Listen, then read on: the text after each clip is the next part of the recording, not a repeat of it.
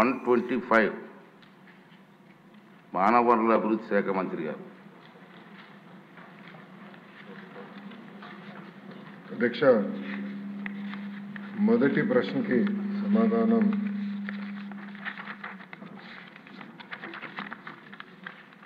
మొదటి విడత కింద 15,713 పాఠశాలల్లో ఈ కార్యక్రమం చేపట్టడం జరిగింది.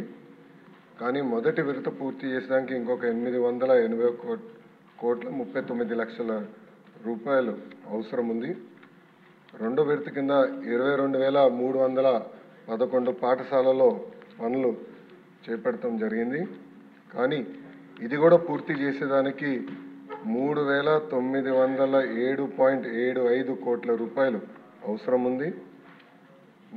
మూడో విడత కింద 14,845 పాఠశాలల్లో ఎలాంటి పనులు ప్రారంభించలేదు.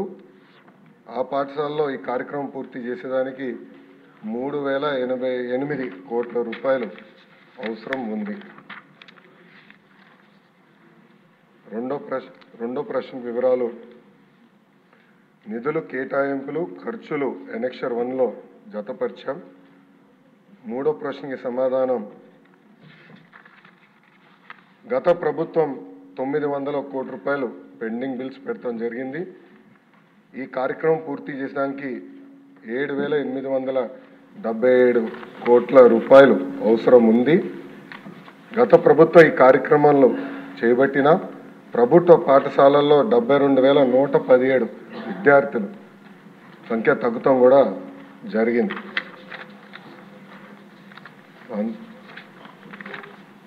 డి ప్రశ్నకు అధ్యక్ష, శ్రీ వి వెంకటరామరెడ్డి గారు అడ్వకేటు 27/11/2023లో ఒక పిటిషన్ వేస్తాం జరిగింది.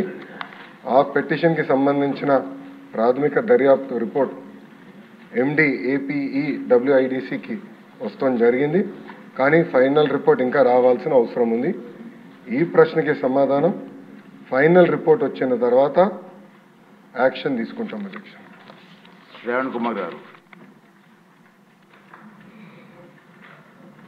నమస్కారం అధ్యక్ష. నాడు నేడు పనులకు సంబంధించి